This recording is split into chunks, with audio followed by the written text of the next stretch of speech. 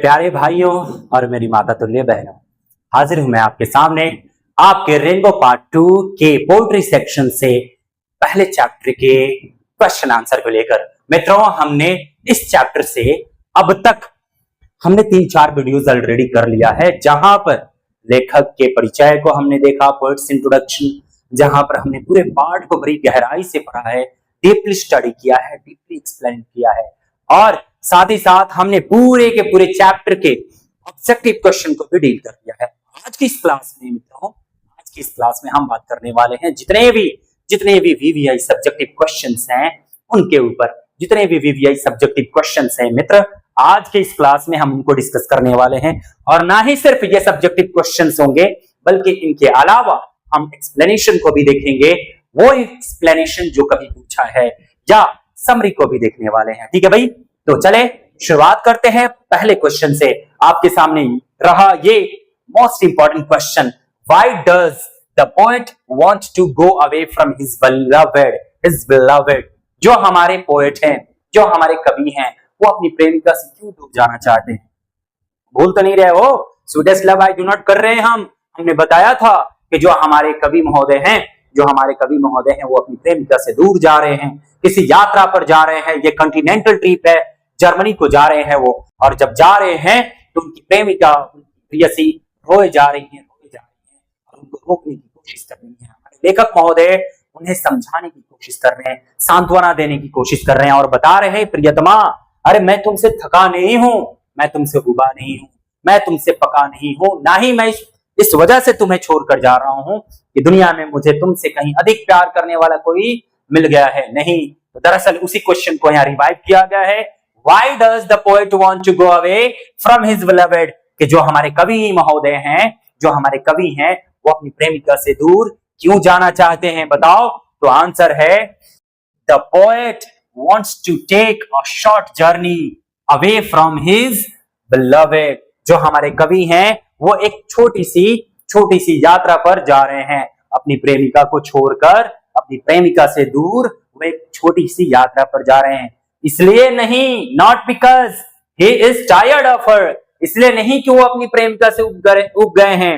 जो हमारे कवि महोदय हैं, वो एक छोटी सी यात्रा पर जा रहे हैं। किस लिए जा रहे हैं? क्या वो अपनी प्रेमिका से उब गए हैं? अरे नाना, इसलिए वो नहीं जा रहे हैं कि वो अपनी प्रेमिका से उब गए हैं। Nor because he hopes to find a better love, और ना ही इस उम्मीद में या इस आशा में वो जा रहे हैं कि उन्हें कोई और भी अच्छा बेहतर प्यार करने वाला मिल जाएगा। नहीं नहीं नहीं, ना ही वो अपनी प्रेमिका से थक के जा रहे हैं, ना ही वो प्रेमिका को छोड़कर किसी और प्रेम की तलाश में जा रहे हैं, किसी और शख्स की तलाश में जा रहे हैं। नहीं, इंस्टेड, बल्कि ही views his departure as a test run, बल्कि वो अपने जाने को लेकर, अपने प्रस्थान को लेकर एक एक्सपेरिमेंट की तरह समझते हैं, एक उसे शोध की तरह समझते हैं, एक्सपेरिमेंट की तरह समझते हैं, और a jest to practice for the inevitable permanent separation that will come with the death. भाई साहब, जो हमारे कवि महोदय हैं, वो अपनी प्रेमिका को इसलिए छोड़कर जा रहे हैं क्योंकि उन्हें मालूम है कि मौत एक दिन आनी है, ये मौत अटल है, और ये मौत हमें एक दिन हमेशा के लिए जुदा कर देगी। तो उस दिन जो दर्द होगा, उस दिन जो दुख होगा, उस दुख को बर्दाश्त कोई नहीं कर पाएगा। उनकी प्रेमिका नहीं कर पाएंगी, अगर उनकी प्रेमिका चली गई तो ये नहीं कर पाएंगे उनके बिना बर्दाश्त। दोनों में से कोई बर्दाश्त नहीं कर पाएगा कि दोनों में से किसी एक को मौत ने छीन लिया। इससे पहले कि मौत, वो अटल सत्य है, वो मौत आ जाए, इससे पहले कि मौत से पहले ही कुछ अभ्यास कर लिया जाए, थोड़ा थोड़ा दूर रहने के लिए, या अपने आप को संबल बनाया जाए, थोड़ा धैर्यवान बना लिया जाए, थोड़ा अपने आप को ताकतवर बना लिया जाए, ताकि अगर मौत हमेशा के लिए अलग कर भी दे तो थोड़ा इंसान अपने आप को संभाल ले। क्योंकि दोनों एक दूसरे से अटूट प्रेम करते हैं, एक दूसरे के बिना दोनों रहना सीखे नहीं है। तो भाई साहब, इस उम्मीद में लेखक अपनी पत्नी को छोड़कर जा रहे हैं, एक छोटी सी दूरी पर जा रहे हैं, छोटे से अभ्यास के लिए, एक्सपेरिमेंट के लिए, कि कैसे दोनों अलग रहकर क्या एक दूसरे से जी पाते हैं कि नहीं जी पाते हैं, अलग रहकर वो एक दूसरे के बिना सरवाइव कर पाते हैं कि नहीं कर पाते हैं।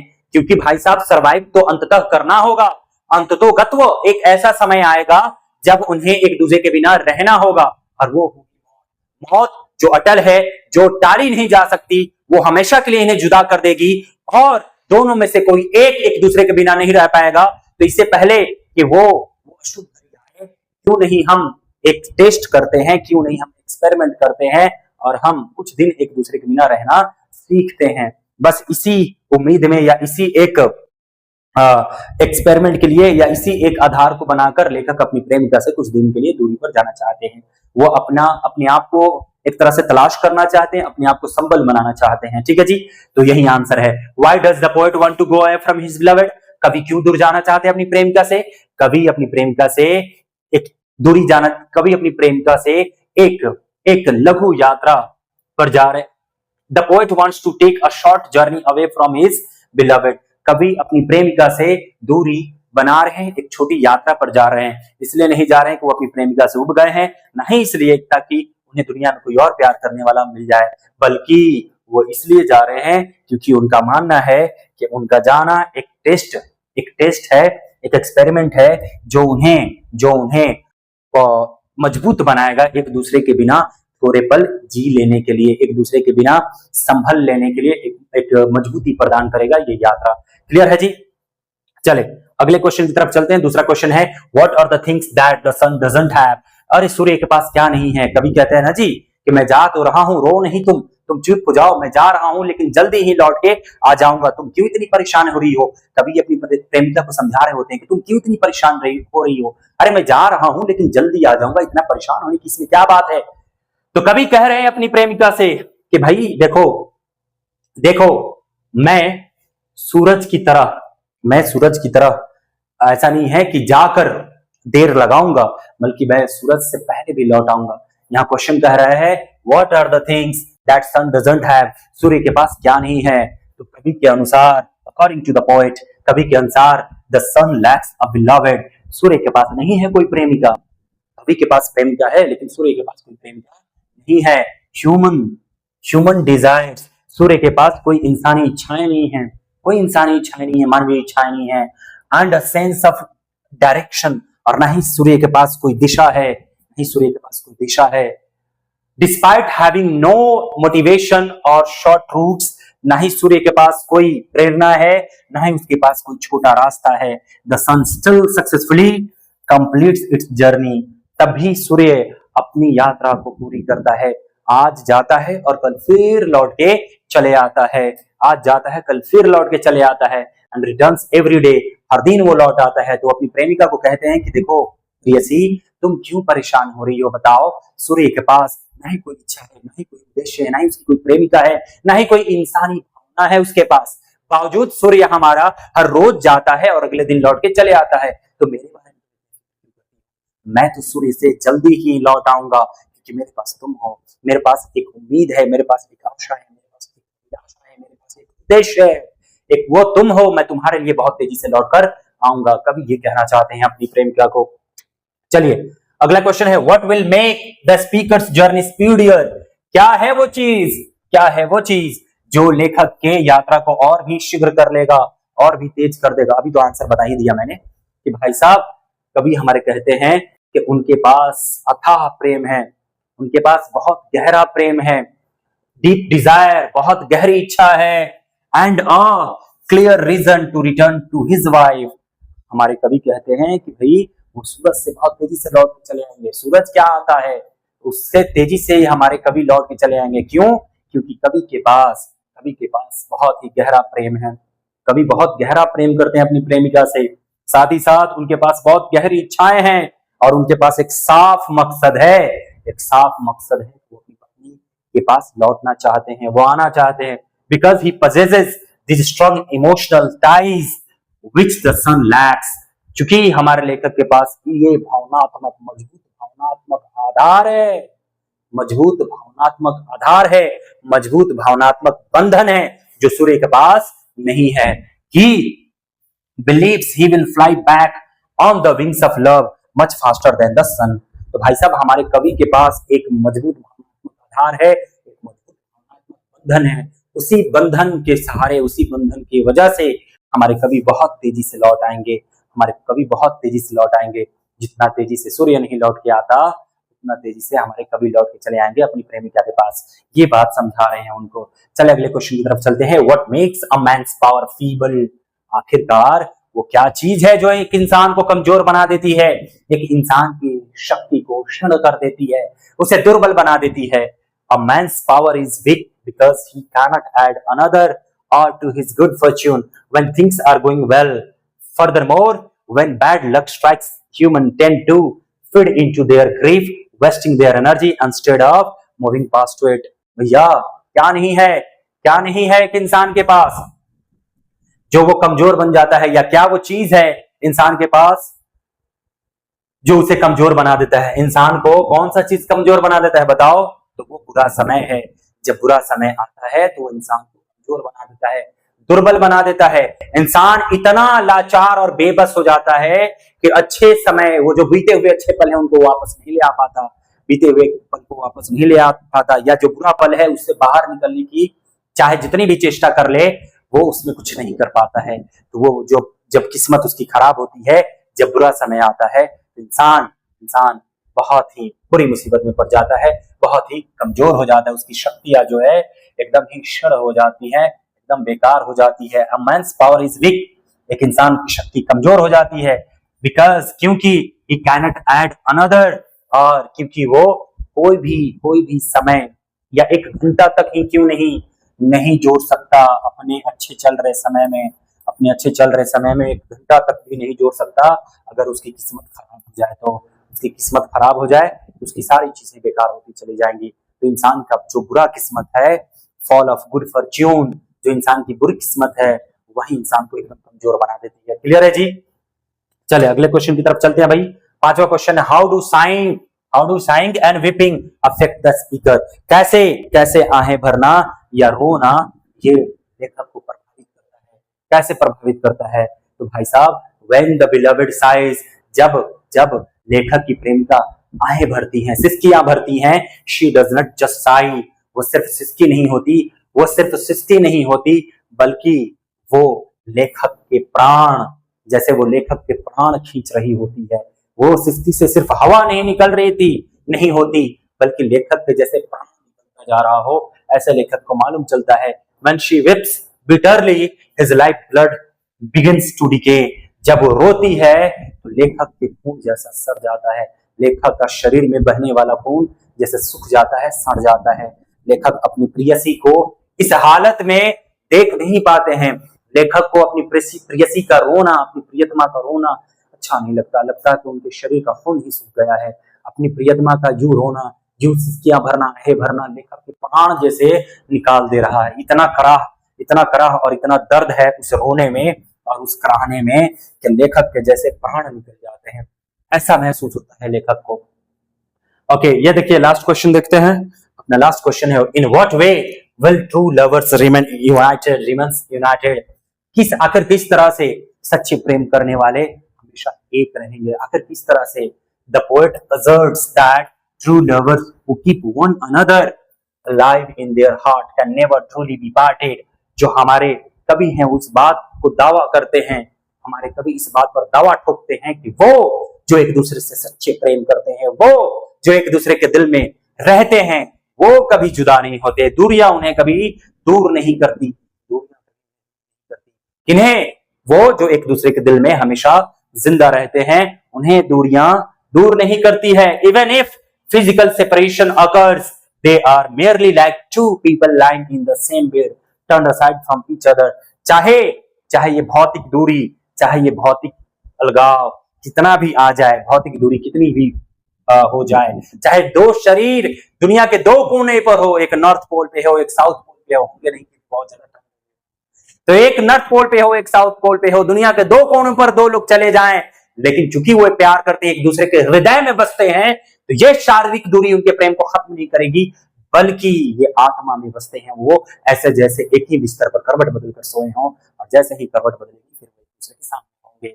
इस तरह से लेखक कहते हैं कि हमेशा सच्चे प्यार करने वाले हमेशा एक साथ रहते हैं, वो कभी अलग नहीं होते। समझ गए मित्र?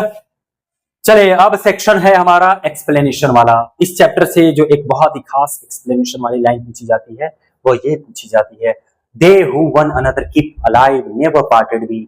वही है जो अभी हमने आखिरी वाला क्वेश्चन किया कि वो जो एक दूसरे को अपने दिल में जिंदा रखते हैं वो कभी अलग नहीं होते हैं।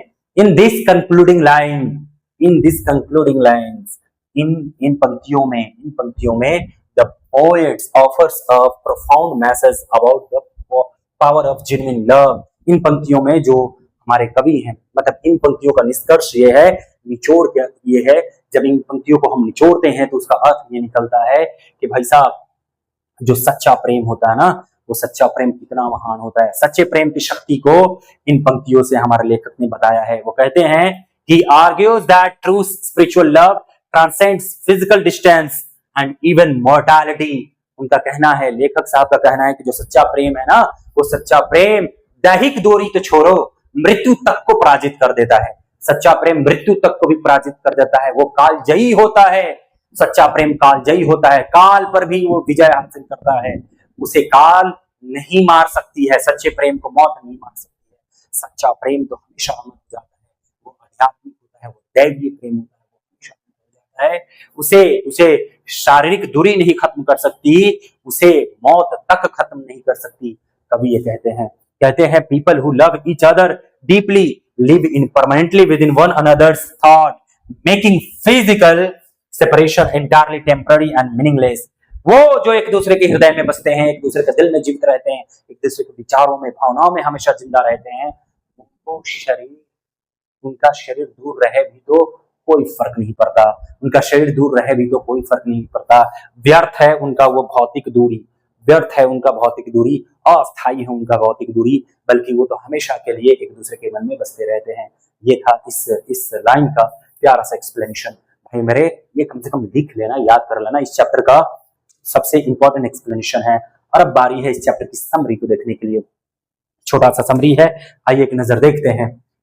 Sweetest love I do not go is a classic metaphysical lyric composed bye John Donne. Sweetest love I do not go एक क्लासिक मेटाफिजिकल पॉइंट है। मेटाफिजिकल के बारे में बताया था मैंने, पारलौकिक समझिए, ये एक पारलौकिक कविता है। एक ऐसी क्लासिक यानी पौराणिक, एक ऐसी क्लासिक पौराणिक पारलौकिक कविता है या गीतात्मक कविता है जिसे हमारे जॉन डॉन ने लिखा है। और इस कविता में the poet consoles in his wife before leaving for a journey to Germany. इस कविता में जो कवि हैं हमारे, वो अपनी प्रेमिका को उम्मीद दे रहे हैं, सांत्वना दे रहे हैं, चुप करा रहे हैं, क्योंकि वो एक यात्रा पर जा रहे हैं। वो जर्मनी की यात्रा पर जा रहे हैं। और वहां जाने से पहले उनकी प्रेमिका जो रोए जा रही है, बिछड़ने के डर से, वियोग के डर से जो रोए जा रही है उनकी प्रेमिका, अपनी प्रेमिका को सांत्वना दे रहे हैं, समझा रहे, कह रहे नहीं रो, मैं तुरंत लौट आऊंगा। He assures her that his departure is not out of weariness of the hunt for a better companion। वो अपनी पत्नी को बताते हैं कि देखो प्रियतमा, मेरा दूर जाना तुमसे दरअसल तुमसे उबना नहीं है या तुमसे पीछा छुड़ाना नहीं है, बल्कि मैं तुमसे इसलिए दूर जा रहा हूं ताकि मैं अपनी जिंदगी के वो एक्सपेरिमेंट को सफल कर पाऊं जब हमें हमेशा के लिए एक दूसरे से दूर रहेंगे।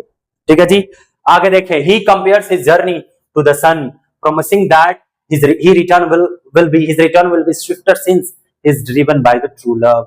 अपनी प्रेमिका को बताते हैं सूरज से तुलना करते हुए कि देखो वो सूरज से पहले भी लौट के चले आएंगे, सूरज जिस तरह से हर रोज लौट के आ जाता है, उसी प्रकार उनके प्रेमी अर्थात जो लेखक साहब हैं वो तुरंत लौट के चले आएंगे और बहुत तेजी से लौट के चले आएंगे, क्योंकि उनके पास उनका प्यार है, उनके पास उनकी प्रेमिका है, तो वो जल्दी लौट आएंगे अपनी प्रेमिका के लिए।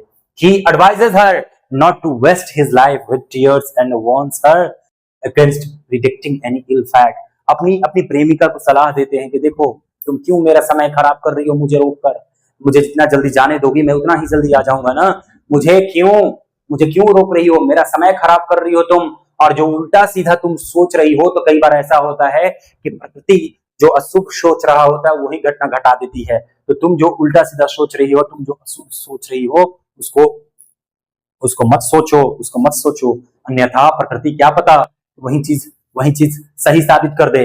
Ultimately dawn establishes that true love transcends mortality, physical distance cannot separate two souls who remain alive once another।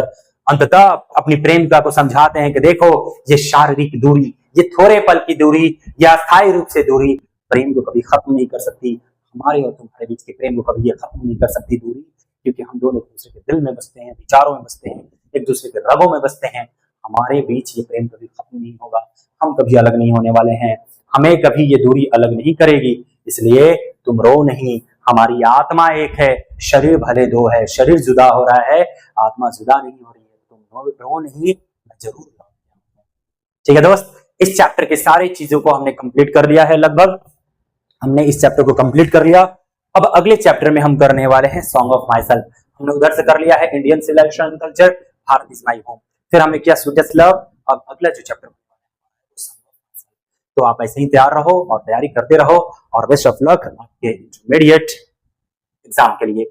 English थोड़ा सा टफ हो जाएगा आपके लिए, विशेष करके बिहार बोर्ड के बच्चों के लिए, तो कृपया इसे ध्यान से पढ़िए। चलिए मिलते हैं आज, मिलते हैं फिर आज के लिए इतना ही, मिलते हैं फिर अगली क्लास में। तब तक के लिए धन्यवाद।